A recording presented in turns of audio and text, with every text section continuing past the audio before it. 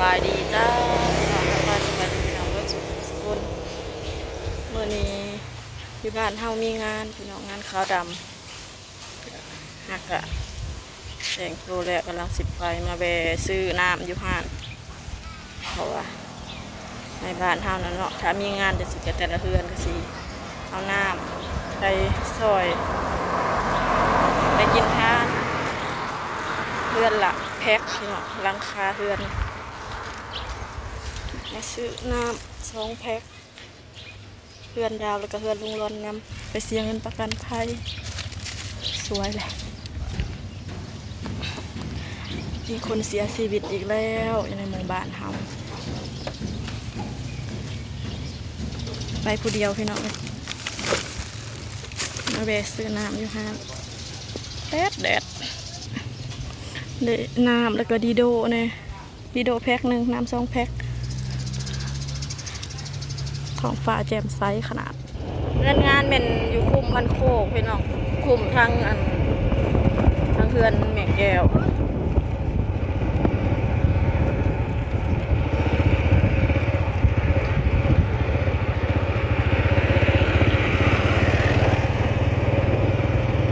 จะสิบไงใส่เต็มคันเลย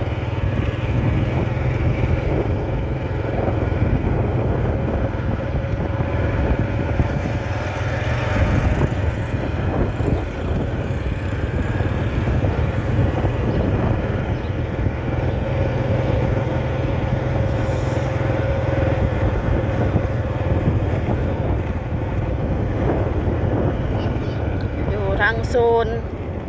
ทางเฮือนแม่แก้วพวกเขาจอดรถเต็มอยู่ในเดือน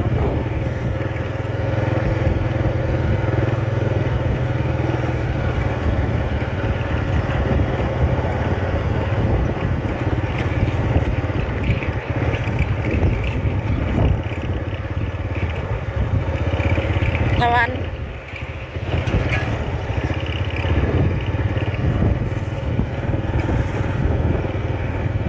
จอดรถไว้ใช้ดีเนาะ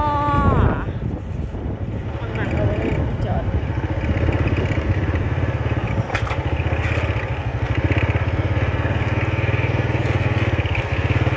ดูเพื่อนแม่น้ำการเลยแหละเอาอีกยังคือมือดูขึอยู่กล่องกันเลยหิวจนว่าโหนัก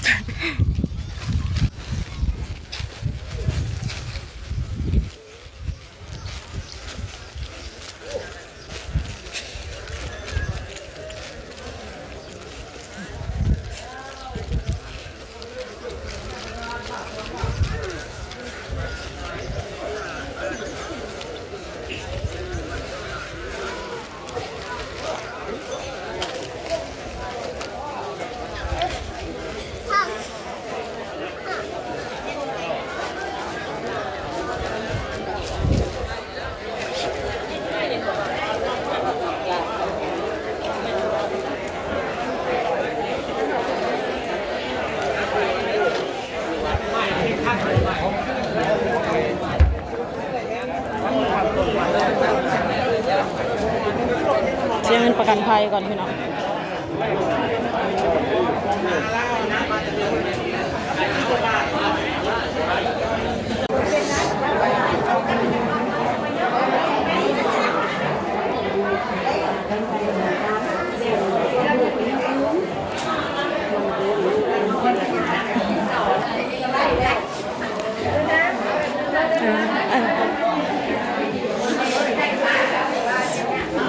ไปกินทานกับยายซองแผ่บุญเลยพี่น้องมือบุญมืองานแจกแล้วเงินประกันภัยกับเสียแล้วเดี๋ยวสิไปโซนทั้งครัวพี่น้องบัน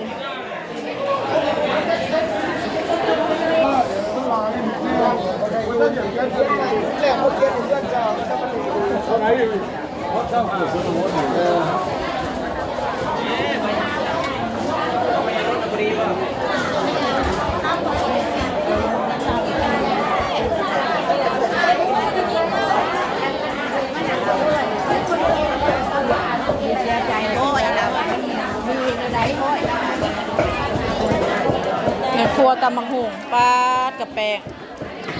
จ้าไปดีจ้าพี่น้องมีหอดกับแป้ง มียังแน่เลย มะกอกก็ค่ะแผนกตำบักหุ่งพี่น้องเอ้ยมีหอดกระป๋อกกับแป้ง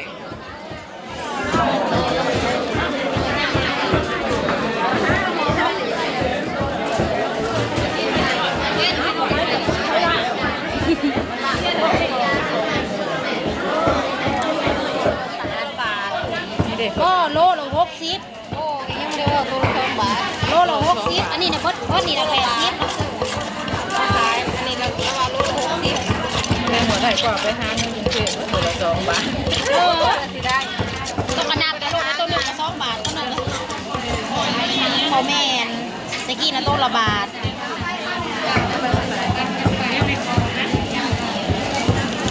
ก็ตอนนั้นก็หิวมาถุงนึง นี่เลยตั้งไว้ค่ะซ้ำหนึ่งแล้วได้เซ่ซ้ำหนึ่ง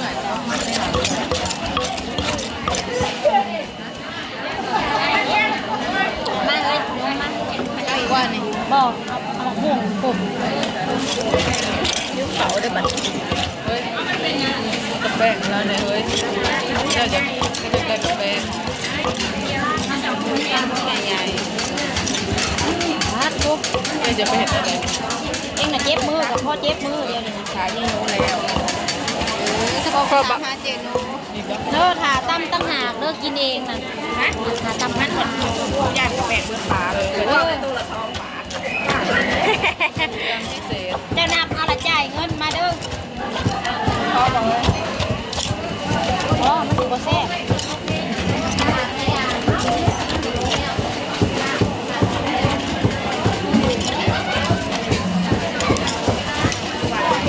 ซิม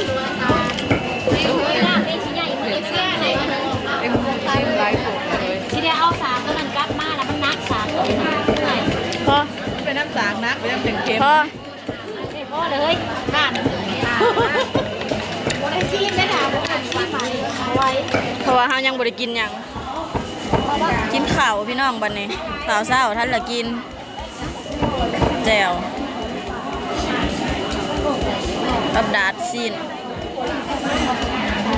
อันนี้ตำบักหุ่ง เอาอย่างนี้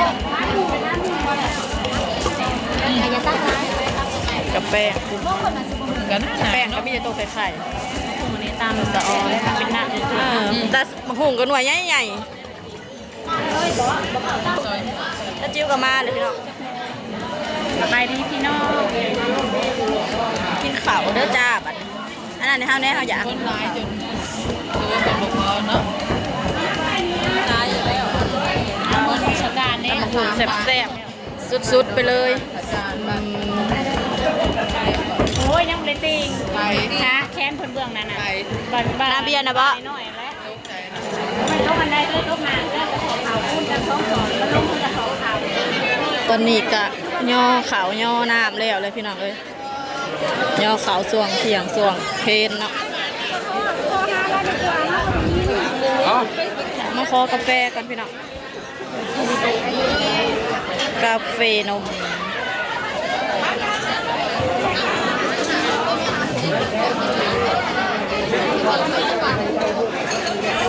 คนหลายงานนี้เต้น2 เต้นจนบ่พอจะไปเอามาอีกเต้นหนึ่งคนหลายแฮงพี่น้องเอ้ย ใส่มาภายในคนนึงด้วย